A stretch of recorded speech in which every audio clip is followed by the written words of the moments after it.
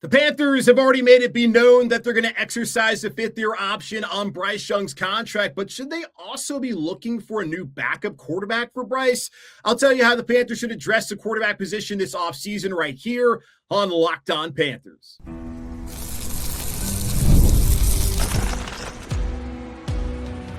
You are Locked On Panthers, your daily Carolina Panthers podcast. Part of the Locked On Podcast Network, your team every day. Welcome into another edition of the Locked On Panthers podcast, the part of the Locked On Podcast Network. I'm your host, as always, Julian Council, talking Carolina Panthers with you every Monday, Tuesday, Wednesday, Thursday, and yes, of course, Friday, your team every day. That's our motto here on the Locked On Podcast Network.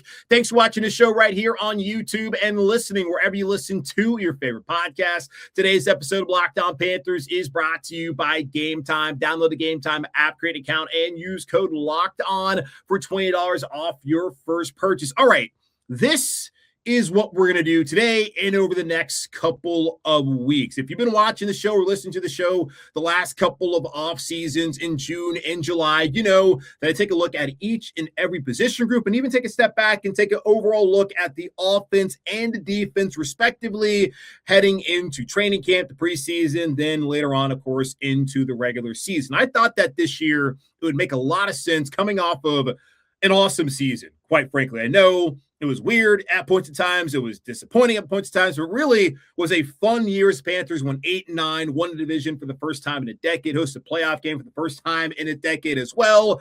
It was really cool to see what Dan Morgan, what Brant Tillis, and what Dave Canales have all built here. And if you look at yesterday on the 27th, 2 years ago, that's when Brant and Dave and Dan Morgan were all introduced here as the new Carolina Panthers brass. And in 2 short years, they have the team in a great position, although it's going to be tough for them to get back atop the NFC South and very tough for them to be right back, hopefully, one day into Super Bowl contention. But this is a very important offseason. So what I want to do, starting today, and over the next couple of weeks heading into the combine at the end of next month in February is I want to take a look at every position offensively, defensively, and then take a step back and also look at the offense and defense respectively by doing a state of the offense, state of the defense off-season edition. And when I do those shows, I want to take a look at the current outlook, just looking at guys who are under contract, guys who are pending free agents, and then also answer and ask a big question that's about that unit. And then at the end of the show, close things up by discussing what the Panthers should do to address that unit in the next coming weeks and months here throughout this offseason. And with that being said, no mailbag. Don't really need to do it considering a lot of the questions that I see right now in my DMs are questions that I'm going to already answer on these shows. So February 20th, that will be our next mailbag on the show. That will be right before the scouting combine in Indianapolis. So a perfect time for y'all to ask me questions about all the things that I'm saying over the next couple of weeks. And then all the questions you have heading into free agency and into the draft, I'll start answering those questions again on February 20th. So just wanted to wrap all that up and let y'all know the situation of what we're going to do here on the show over the next couple of weeks. But of course, we're starting today by looking at the quarterback position in Carolina and just the overall current outlook of who's under contract and who is a pending free agent for the Panthers. Under contract, there's only 2,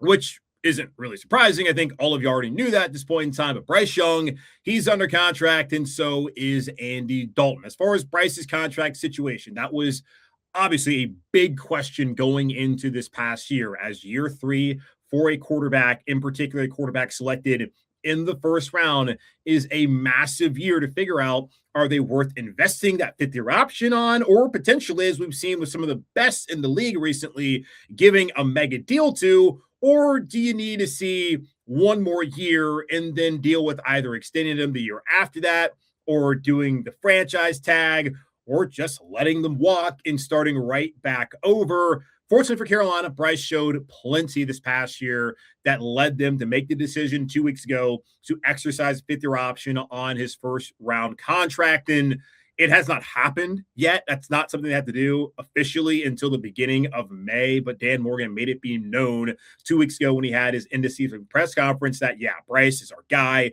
We're going to exercise 5th-year option. He'll be back again, not just in 2026, but also in 2027 as the Panthers starting quarterback. And looking at it, he's due $5.9 million this season. And now in 2027, he'll be due $26.5 million. You combine those over the next couple of seasons, he's only making like $16 million per year, which is pretty good deal for a starting quarterback in the NFL. So I don't hate that at all. The Panthers came to that decision. And you look at the final month plus of the season. I thought that he was great in the playoff game against the Rams. I thought that he gave you what you needed against Tampa, the turnover aside. You look at how he played against Tampa the other time at home against New Orleans. He was not the problem in that game. The Rams game the first time around, I thought that Bryce really answered the bell when the Panthers needed him to be primarily at his best and get them to win the division with some help from their friends down there in Atlanta and to get to the playoffs and to show that, okay, we can win with this guy. That's what you wanted to know if you were the Panthers this past season. And now heading into this offseason, you already have your plan. Bryce can be your quarterback. Now find a way to build even further around him and get more talent, address some positions on the offensive line, and then figure out some things defensively as well, knowing that he's going to be your quarterback, still making not a ton of money this offseason, but then starting next year in 2027, it's going to be a pretty hefty price tag. And that's going to be the cap hit as well, the $26.5 million. At least that's what's being projected by overthecap.com right now. Now you can further plan knowing what you're going to be paying your quarterback this year and next year. Now, Andy Dalton, he is also under contract. He enters into the final year of a 2-year, $8 million contract that he signed last February to return to Carolina as Bryce Young's backup. He is owed $2 million of his 2026 salary. And he also turns 39 in October, which I think led to some questions when Dan Morgan addressed the media a couple weeks ago to whether Andy would be back as the Panthers' backup or if they would at least bring in some competition, as I'm guessing if Andy does play this year, this will be his last year playing in the NFL. A lot of guys are playing into their 40s. We're seeing it with, obviously, Tom Brady did it. Aaron Rodgers has done it. Look at Joe Flacco, who's still around. Dalton, I don't know if he wants to play until he's 40, but he's going to be playing pretty close to being 40 this upcoming year if he does stick around. And that's an important thing the Panthers got to look at, whether they want Andy to be the backup again for Bryce this upcoming season, as Dan again mentioned that they would look to potentially bring in some competition, maybe younger at the position behind Bryce. But looking just at if the Panthers decide to move off of Andy Dalton, they only save $151,332 in cap savings. That's not a ton of money, guys, that they're going to save, especially when the Panthers definitely need to open up some cap space. Andy is not going to do that. The dead money hit would be $5.6 million.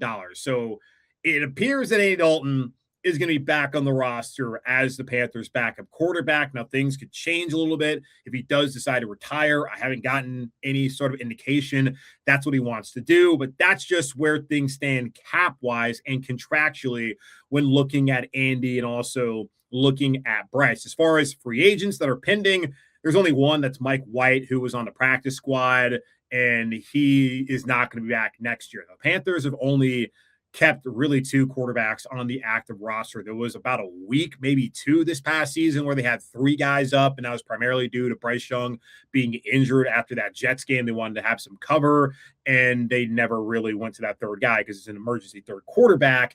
And y'all, by this point in time, I would guess, know how I feel about that.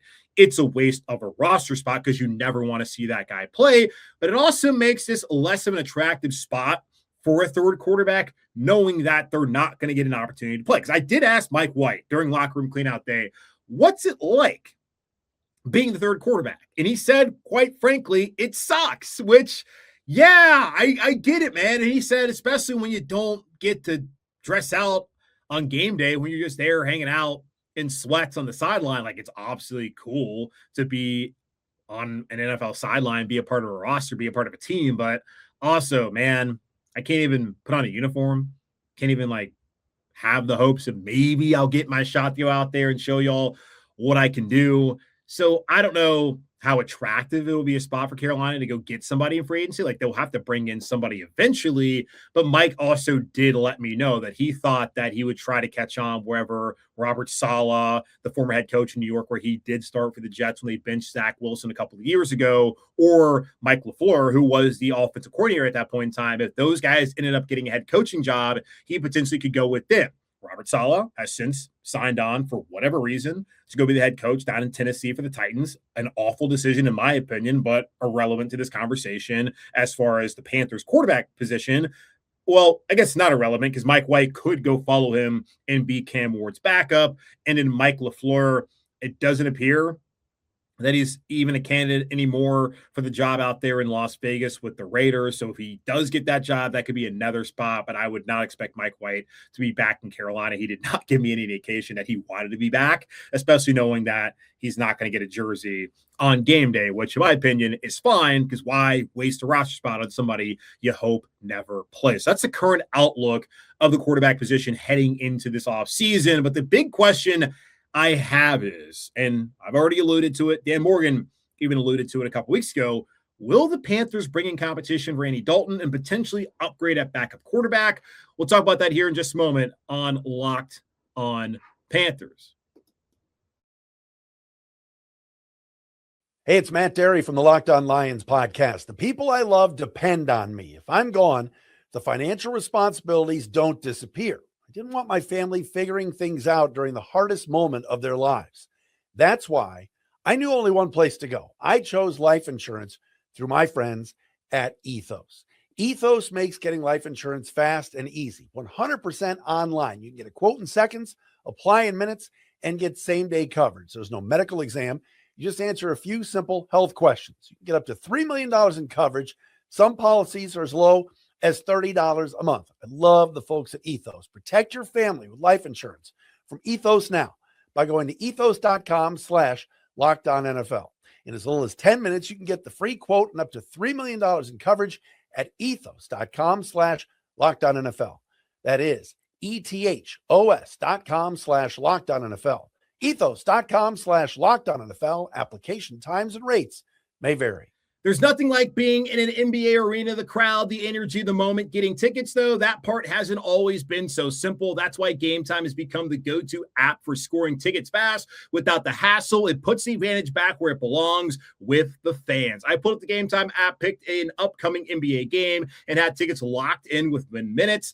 Being able to see the view from a seat before buying made a decision easy. On Game Time, everything feels quick, intuitive, and stress-free from start to finish. Take the guesswork out of buying NBA tickets with Game Time. Download the Game Time app, create an account, and use code LOCKEDON for $20 off your first purchase. That's code LOCKEDON for $20 off. Download the Game Time app today. And remember, it's gametime.co, not .com. The Panthers are committed to Bryce Young being their starting quarterback over the next 2 seasons, but should they also be committed to Andy Dalton being their backup for yet another year here in Carolina? That is the big question I have about the quarterback position this offseason. The big question would have been had Dan Morgan not said anything at all a couple weeks ago, or at least been like, yeah, we'll see, is whether the Panthers were going to exercise fifth-year option on Bryce Young's contract, which I felt like was very clearly a no-brainer based on how things ended this past season. What I also think is a no-brainer is that, no, they should not have any sort of discussions about extending his deal. For the team, don't really know why you would risk that. For the player, you're not going to get that much right now. Let's just let this upcoming season, and if necessary, let the 2027 season play out. And they could, in theory, if they could afford it and if they wanted to do that, they could just franchise tag him in 28 and in 29, much like Washington did once upon a time with Kirk Cousins, and delay this decision all the way until the end of the 2029 season, which I don't think is what's going to happen. I don't think that we're ever going to see another situation that played out there in Washington over a decade ago when it came to Kirk and their not inability, but lack of an appetite to give him the kind of deal he eventually was able to get in Minnesota and then somehow down in Atlanta not too long ago. But I think the Panthers do need to try to bring in some competition for Andy Dalton and try to upgrade at that spot. We saw Andy 3 times in 2025. He came in mop-up duty when the Panthers got blown out by the Pats. Now, back in week 4, we thought that was a bad loss. And it's never good to lose by 29 points to anybody in the NFL, but it's not as stinging of a loss knowing that New England is going to the Super Bowl and may very well be Super Bowl champs in year 1 of Mike Vrabel and year 2 of Drake May as their starting quarterback. But Andy came in and he was 5 of 6 for 58 yards and led the only other touchdown drive the Panthers had on that Sunday afternoon at Gillette Stadium. So not much takeaway from that.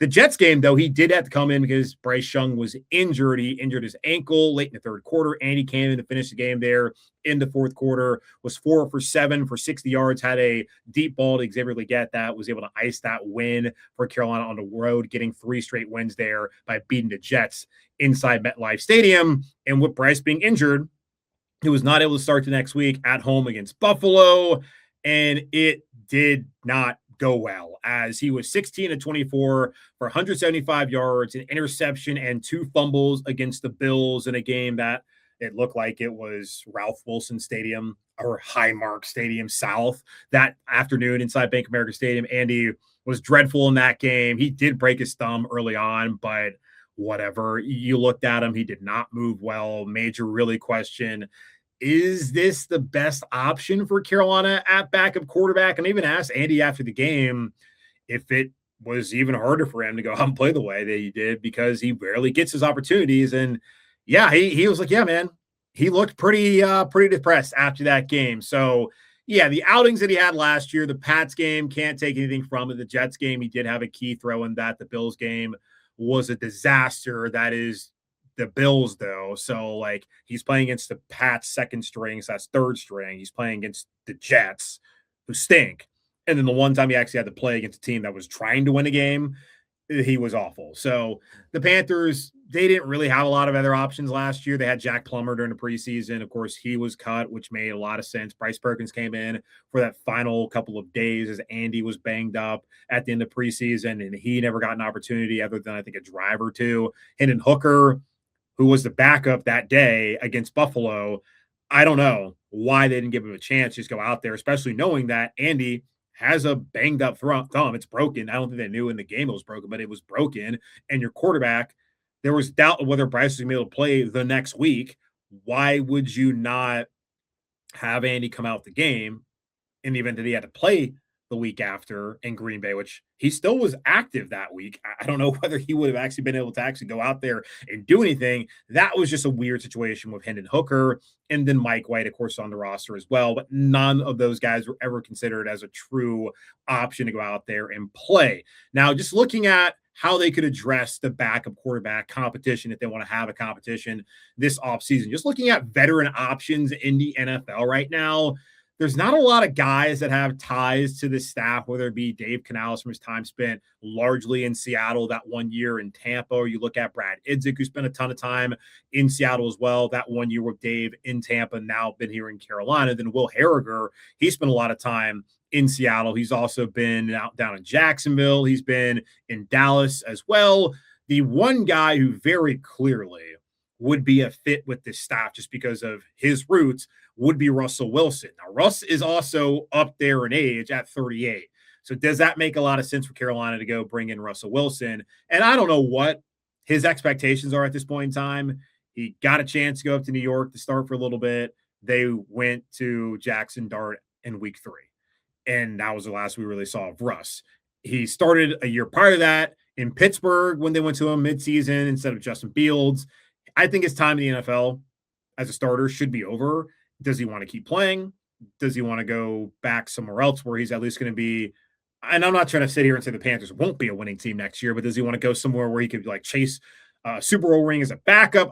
I don't know, but it would make sense if Carolina wants to find somebody who already knows the scheme and would have familiarity with this staff. So Russ would be the obvious choice. If you want to go with somebody younger, maybe Kenny Pickett. He's already been on 4 teams in 4 years, having been drafted by the Steelers in the first round, then traded to the Eagles, then over to the Browns, and over in basically what was a money laundering kind of situation to the Raiders. So that could be an option. There's Jimmy Garoppolo. I would guess he'd probably go back to the Rams. Mitch Trubisky, I'm guessing, probably would stay up in Buffalo behind Josh Allen now that our old friend Joe Brady is the head coach up there, which is really weird situation that's played up in Buffalo.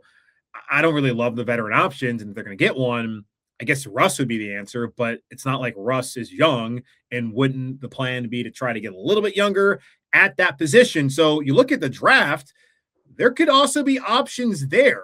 Just looking at Mel Kiper Jr.'s big board, the number one quarterback is Fernando Mendoza, the Heisman Trophy winner and national champion, which is still crazy to say, out of Indiana. He's going number one overall to the Raiders. Will he be good in the NFL? I don't really care. Ty Simpson from Alabama should still be in college, but he's leaving because this is a terrible quarterback draft class. And why would you not leave? Because he's probably going to get drafted at some point, either in the first round or early day two. And the way things played out with the day two draft picks last year, a lot of those guys were able to get guaranteed deals. So Tyler Shuck was one of them.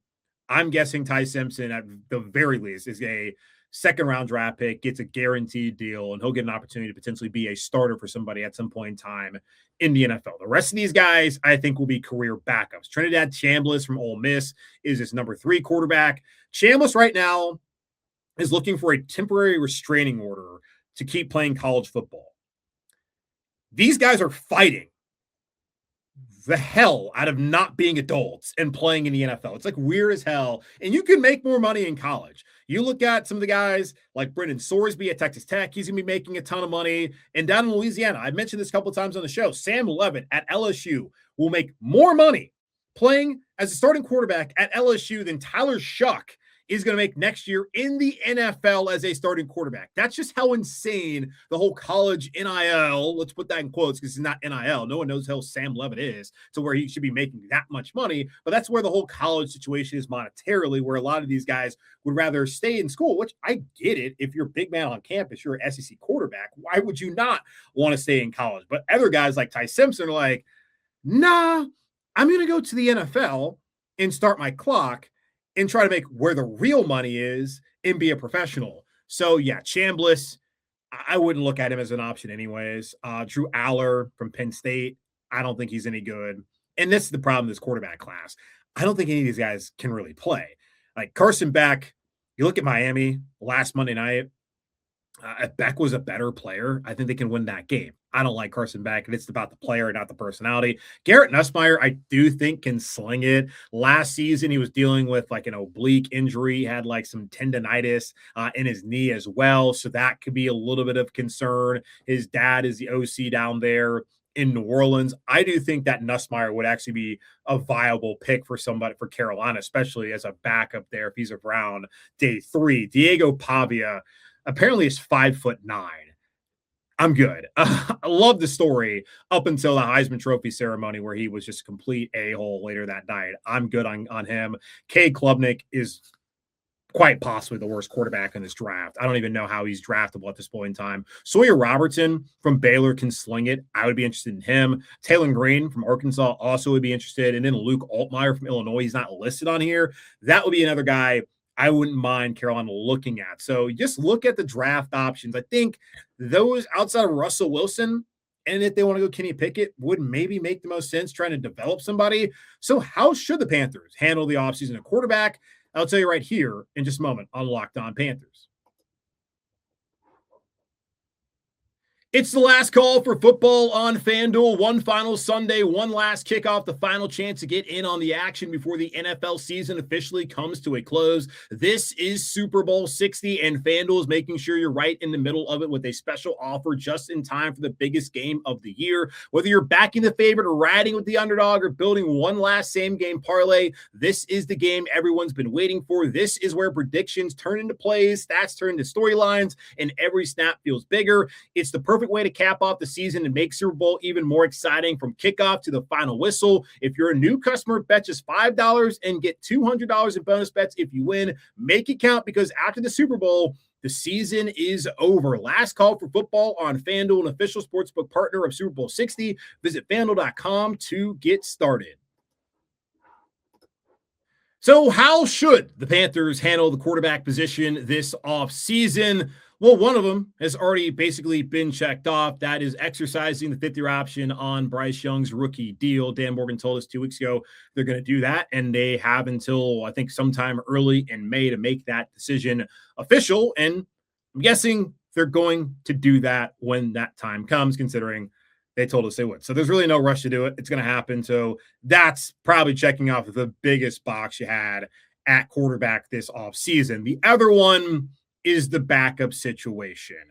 I think the best thing for the Panthers to do is to draft a quarterback and to develop him behind Andy Dalton this season.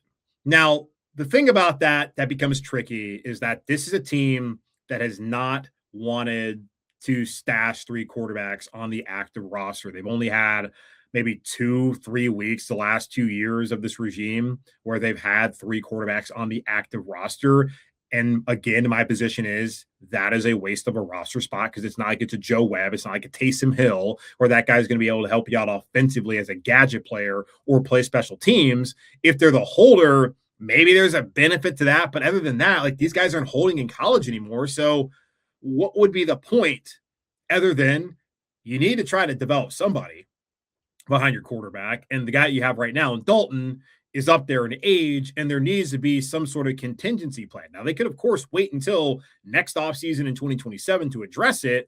I, though, think it would be kind of interesting if they could get somebody who's young and cheap to be a backup for them that they could develop behind Bryce. But then again, you look at it, would you rather have a young guy to develop, or would you rather already have someone who's at least played games in the NFL to be that backup? I don't know. Why not throw a flyer? You look at the draft picks they have right now. Obviously, their first rounder, second rounder, third rounder, those are off the table as far as getting a quarterback. Fourth rounder, I would think so as well. Now, when you get to the 5th round, where they have 2 picks, one from Minnesota from the Adam Thielen trade, and their own 5th rounder, and then a 6th rounder, maybe then you look at a Sawyer Robertson and think, okay, we could do something with that guy. Maybe we could do something with Garrett Nussmeier if he's available, or Taylor Green, Luke Altmaier, Cade Klubnik. I mean, makes no sense. You might as well just draft a long snapper again, like Matt Rule did, then go out and give Cade Klubnik an opportunity here in Carolina. It would be kind of funny that the first time they draft a Clemson player, it's him. So I think there could be value to it. It would just be interesting to see if they could potentially, and like this is what I would like for them to do, is that they could, and maybe they don't need to draft somebody. Maybe they just wait to see if one of these guys, because a lot of times there is a lot more value for the player in particular to not get drafted and to be available as an undrafted free agent to go choose where they want to go, and they can still get a decent amount of money that way. So they could spend one of those 5th round picks or a 6th round pick on a quarterback and then have them go through training camp and the preseason and then cut them and then try to find a way to stash them. Or they could wait till after roster cut downs and then cut them and then try to stash them as well and then bring it back in the practice squad. Like that could be what they try to do. But do you want to run the risk where you drafted the guy and then he gets waived by you, whether you like them or not, and then someone else picks him up? Do you want to do that? So that's the only risk in doing something like that. I think Russell Wilson, of course, is the veteran options I mentioned, makes the most sense if they want to go that direction. If they want to go younger, maybe Kenny Pickett. Like there's not really a ton of guys I'm looking at. And that's why they're backups at this point in time. But a lot of the backups in this league are older players. A lot of the young guys in the league have been starters for a while now. So there's not a ton of those dudes who've been around, who got their opportunity. It did not work out. Like Trubisky is one of the younger options. Same thing with Garoppolo. He's 35, so he's getting up there now. Hell, Kyle Allen's out there. Do you want to do that again? It's a totally different regime, same owner, so maybe not. I don't really know where he's at as far as like his talent level at this point in time. So there's not a ton of great options, but again, there's a reason why all these guys are backups. So drafting and developing, or at least just getting an undrafted free agent like they were trying to do with Jack Plummer, that could make some sense. But do you want to risk a draft pick? You risk using a draft pick and then potentially losing that player later on if you decide to cut them, which I would think that if they do bring somebody in, well, maybe if you drafted him, why not just keep him on the active roster? But do they want to carry through quarterbacks?